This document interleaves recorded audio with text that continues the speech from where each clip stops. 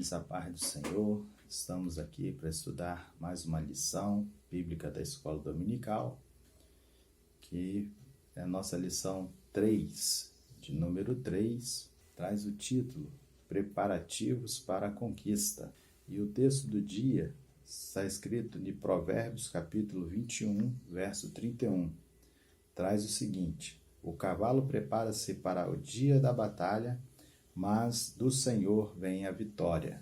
A síntese da nossa revista diz assim, Deus conduz o seu povo e concede-lhe vitória, mas a glória por toda e qualquer conquista deve ser atribuída exclusivamente a Ele, o Senhor dos Exércitos.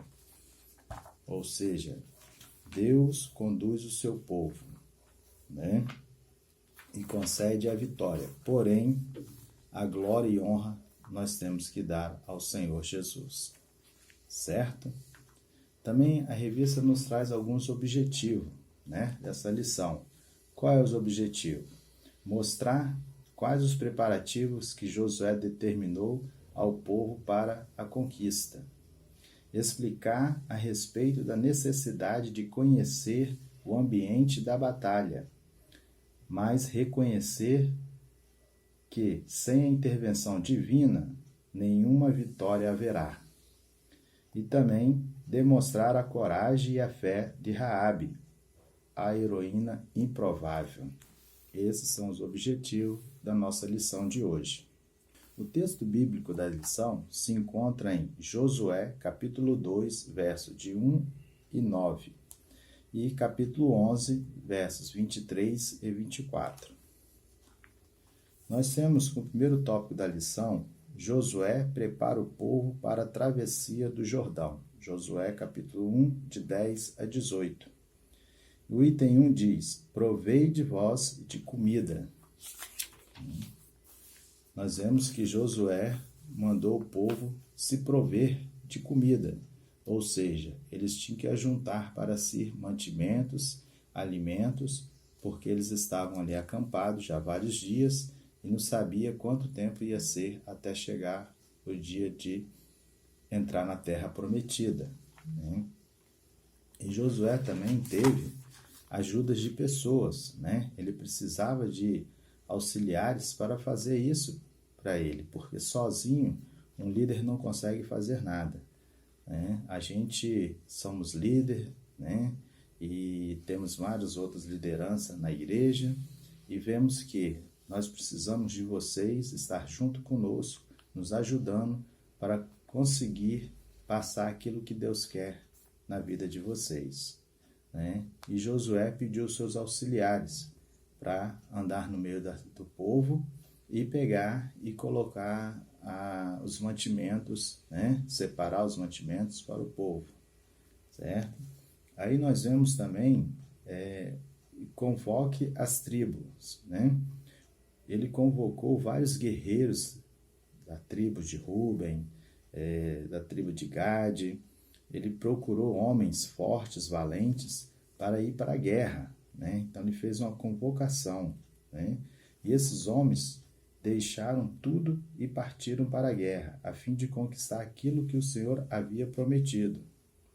Nós também temos que deixar várias coisas para nós partirmos para a guerra, Nossa guerra espiritual, Nós não temos que lutar nem contra a carne, nem contra o sangue, Então, nós estamos também deixarmos as coisas do mundo para trás, para seguir a Cristo, para conquistar a nossa tão sonhada terra prometida, que é a nossa Jerusalém celestial, Também no item 3, ele fala assim, seja fiel ao comandante, O povo tinha que ser fiel a ele, porque se o povo não fosse fiel a Josué, como é que eles iam conseguir entrar na terra prometida? E hoje também nós temos que fazer a mesma coisa, sermos fiel ao nosso comandante. Nós temos ali o nosso líder maior, que é o pastor da igreja. Se nós não tivermos ligado a ele, sendo fiel a ele, vai ser difícil conseguir conquistar alguma coisa, porque vai mandar ir para um lado, nós vamos para o outro, e aí vai ter contendas, intrigas, e não vai ser do agrado do Senhor. Aí nós vemos também o item tópico 2, que traz os espias, Josué, capítulo 2, de 1 a 24. Né? E no item 1, enviados para o reconhecimento da cidade. O que nos chama a atenção é que Josué, mesmo ele sabendo que o Senhor tinha dado a terra prometida a ele manda pessoas, né, espias, para olhar a terra, ver como é que era a situação da batalha, onde ia ser travada a batalha. Ele mandou pessoas para procurar saber, conhecer o terreno. Ou seja, nós também precisamos saber aonde que nós vamos batalhar, né? Qual é a nossa batalha? Nós vamos visitar uma pessoa, a batalha é espiritual, a batalha é o que? É carnal. Que batalha será que nós vamos enfrentar? Qual é o terreno que nós vamos pisar? Procuramos saber tudo isso para depois nós irmos, sabendo que o Senhor é o que nos dá condições, que nos dará força para vencer este mal, né? Para vencer a batalha, porque só Ele, com a intervenção dele, que Josué teve vitória junto com o povo hebreu. Então nós vemos que a qualidade, né, dentre outras, foi a sabedoria de Josué, pegar e mandar espias para olhar a terra. Os espias são descobertos. Né? A princípio, a missão não foi descoberta, mas ao cair da noite, foi comunicado o caso ao rei de Jericó, que imediatamente mandou os seus soldados à propriedade de uma prostituta chamada Raabe. Ou seja, pensa você vai visitar alguém num bairro onde ninguém te conhece, de repente você entra na casa de uma pessoa, alguém está te vendo, né?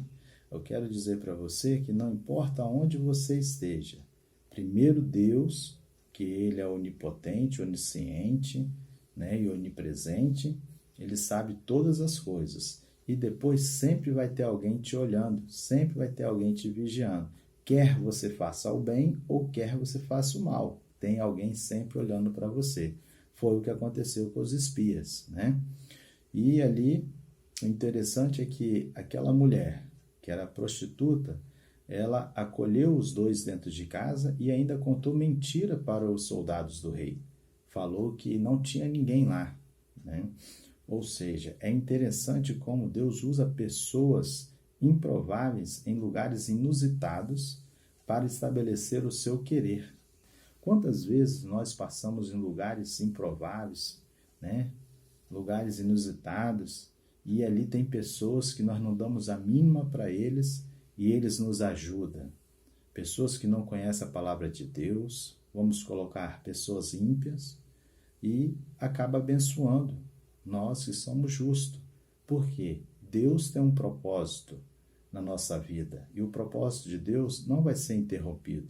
Aqui nós vemos o plano de Deus agindo na vida da Raabe, aquela prostituta. Ela estava ali, acreditou naqueles homens e qual ela guardou. Aí nós vemos também no item 3 um testemunho para os espias. Ao falar com os espias, Raabe revela ter mais fé do que eles próprios. Olha que interessante. Ela revela ter mais fé do que eles. Eles sendo hebreus, conhecedor da palavra de Deus, conhecedor da lei, ela não conhecia, mas tinha uma fé tremenda. E aí ela fala para eles: bem sei que o Senhor vos deu essa terra. E ainda acrescentou: o Senhor vosso Deus é Deus em cima nos céus e embaixo na terra. Para a bênção ser completa, ela acrescentou uma informação valiosíssima que serviria de fortalecimento da fé do exército de Josué. Olha a informação que ela deu. O pavor de vós caiu sobre nós, e em ninguém há mais ânimo algum. Olha a fé que ela tinha. Ela tinha tanta fé que Deus estava com aquele povo, que a cidade ia ser tomada, e ao mesmo tempo ela já disse para eles uma informação importante. Olha, o povo está com medo, o povo não tem ânimo mais para lutar. Então a cidade vai ser de vocês. Aí no item tópico 3, nós vemos Raabe, uma heroína de fé. No item 1, uma mulher de fé. A figura de Raabe surgiu de modo inesperado na história dos hebreus, para demonstrar que Deus é soberano. Mas quando Deus quer trabalhar, ele entra na vida da pessoa e faz dele um novo homem, assim como ele fez com Raabe. Entrou na vida dela e fez dela uma nova mulher, colocou ela no alto na sociedade. Aí nós também vemos o item 2, uma mulher de estratégia. Qual foi a estratégia que Raabe usou para proteger aqueles homens? Talvez não foi a estratégia melhor que teria que ser usada, né? Ela usou de uma mentira para poder proteger aqueles homens, né? Só que tinha uma diferença, né? A mentira de Raabe foi um pecado originado da fraqueza de uma pessoa que não conhecia completamente o Senhor e a sua lei. Ou seja, pessoas que não conhecem completamente o Senhor, a sua lei, o seu mandamento, os seus estatutos, acaba contando mentira para se dar bem em outras coisas. Mas ali Raabe, ela não conhecia e ela contou uma mentira que foi benéfica para o povo hebreu, porque eles iam ser apanhados, aqueles espias, mas já era plano de Deus na vida dela, né? Tem pessoas amadurecidas espiritualmente, resolvem situações complicadas com sabedoria e discrição, mas sem mentir.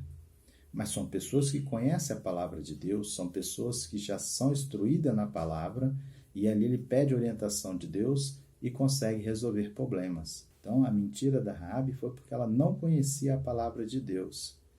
E mesmo assim, o Senhor a perdoou e a abençoou.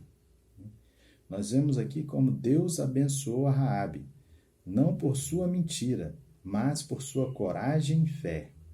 A longanimidade de Deus em relação a suportar os nossos muitos pecados é surpreendente. A longanimidade de Deus é surpreendente, o tamanho que ele suporta os nossos pecados. O Senhor não nos destrói por nossos erros, mas nos compra com a palavra, nos corrige com a palavra e abençoa e diz: vai e não peques mais. Lembra daquela prostituta? Foi jogada aos pés de Jesus?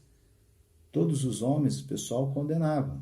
Só que Jesus falou: quem não tem pecado, atira a primeira pedra. E ali, quando ele levantou seus olhos, ele viu que aquela mulher estava ali sozinha e ele perguntou: uai, não te condenaram? Não, Senhor, então eu também não te condeno. Vá e não peques mais. Ou seja, se nós pecarmos e pedirmos perdão ao Senhor, ele nos perdoa e pede, e não devemos pecar mais, porque ele já perdoou os nossos pecados, né? Que o Senhor apaga todas as nossas transgressões.